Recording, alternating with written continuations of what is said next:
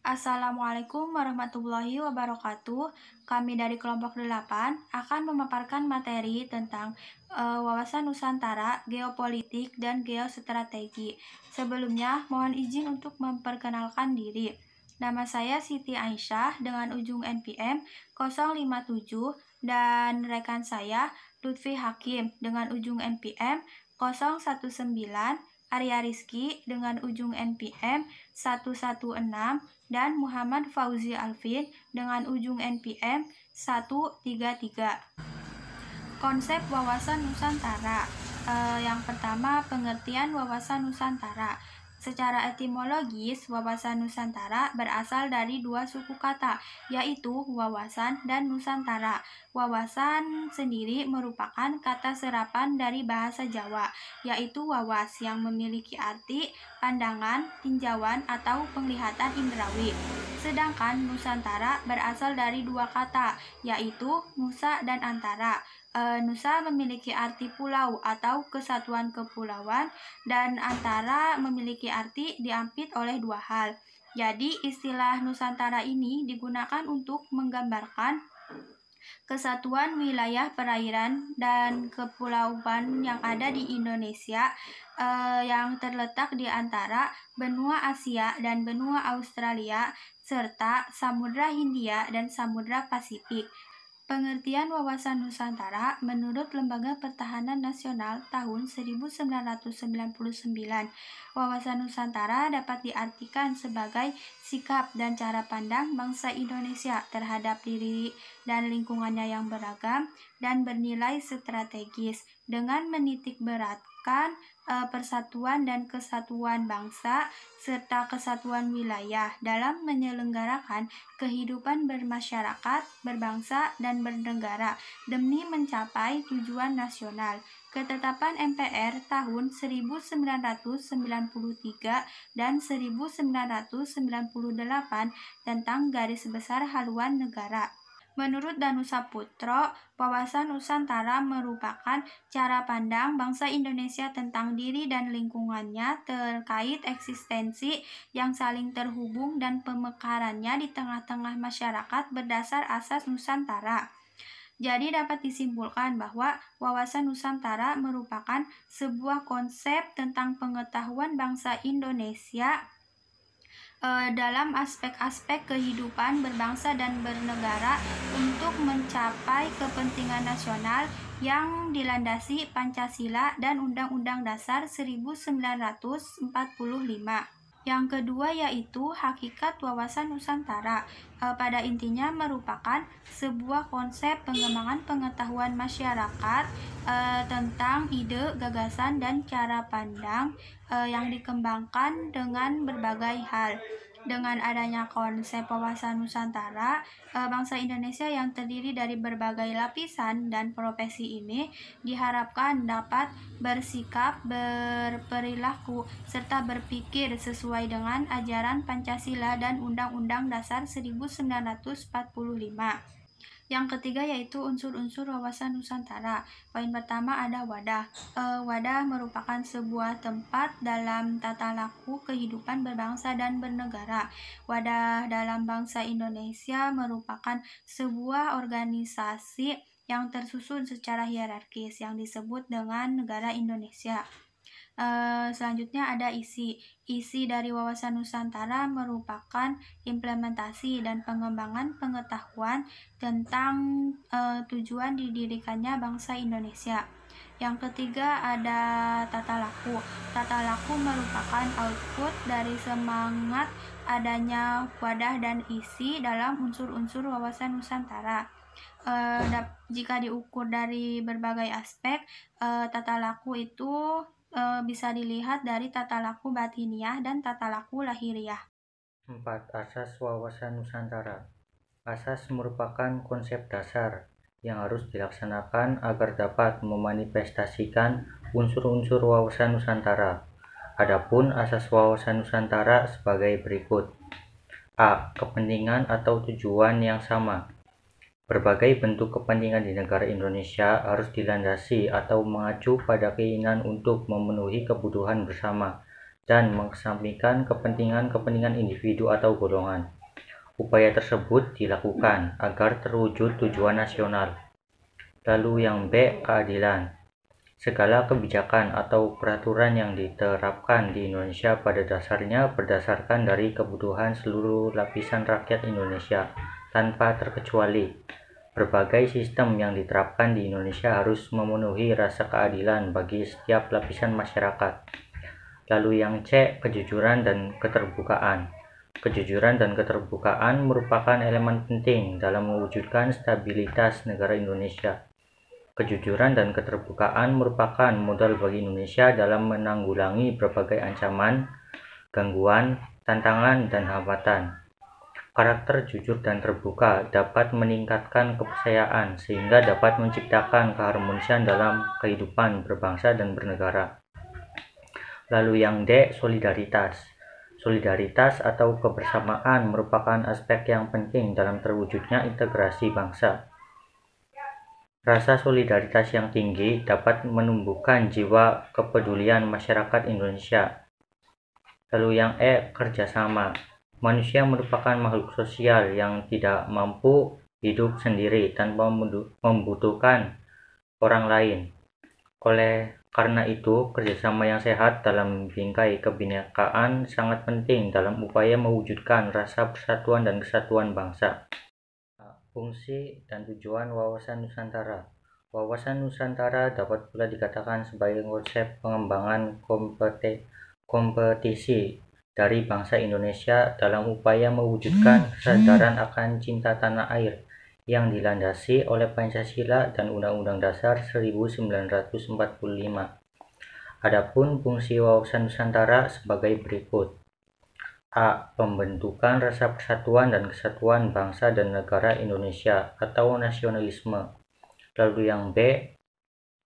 Pengetahuan tentang nilai-nilai keindonesiaan sebagai landasan pembentukan kebijaksanaan dan kebijakan.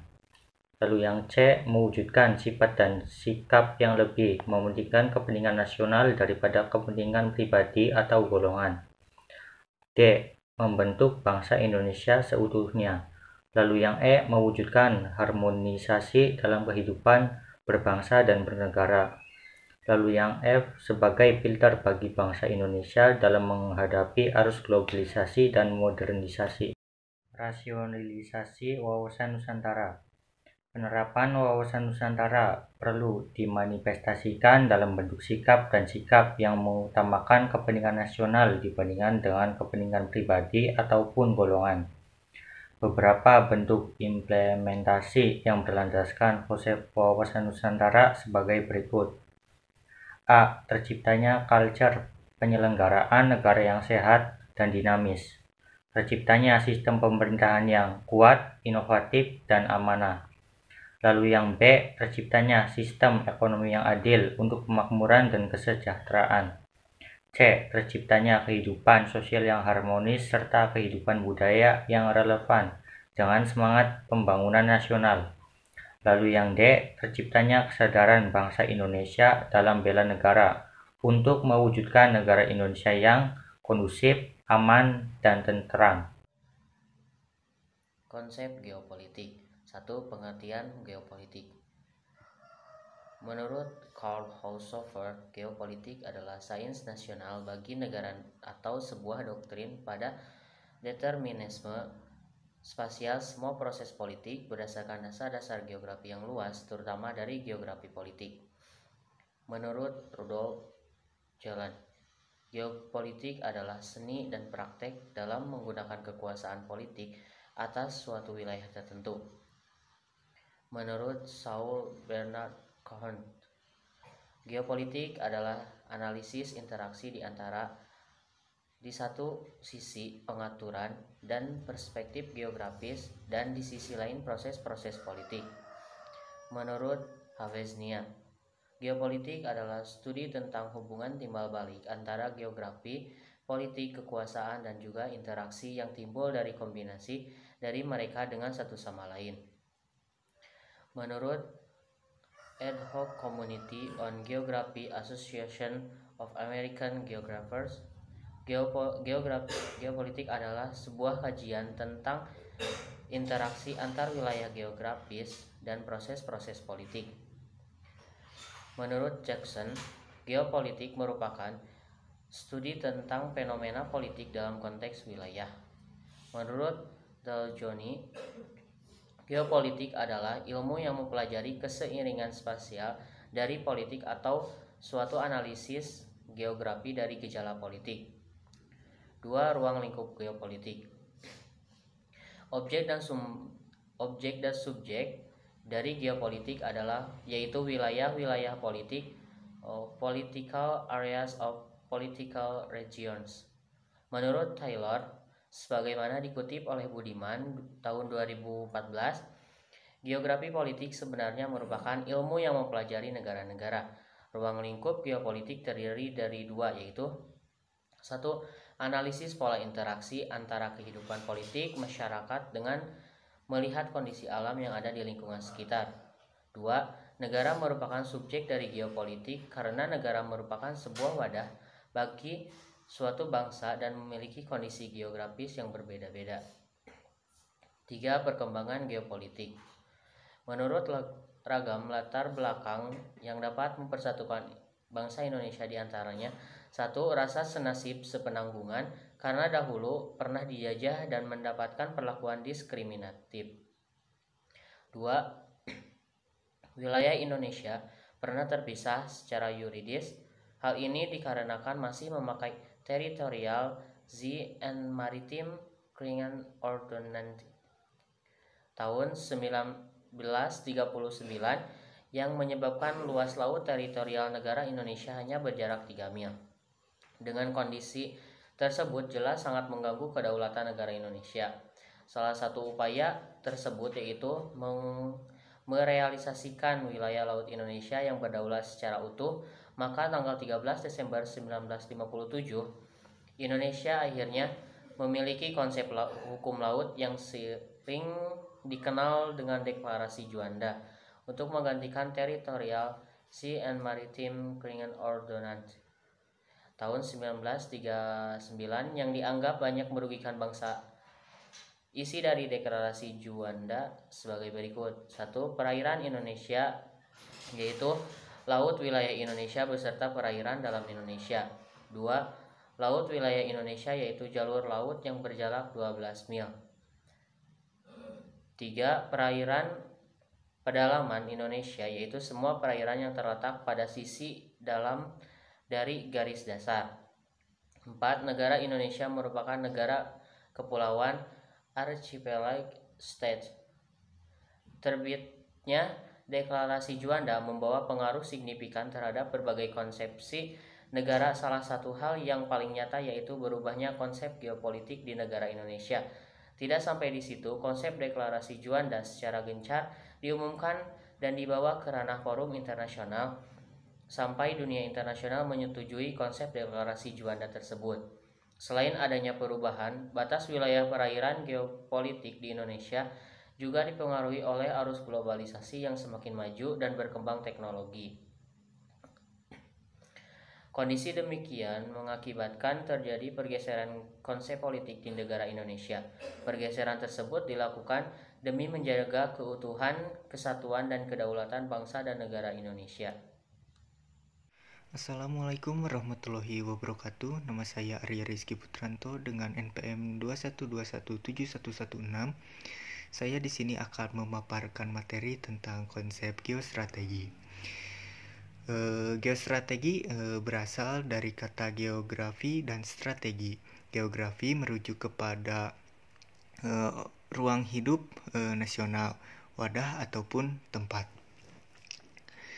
Adapun strategi diartikan sebagai upaya menggunakan dan memanfaatkan semua sumber daya bangsa untuk melaksanakan kebijakan tertentu.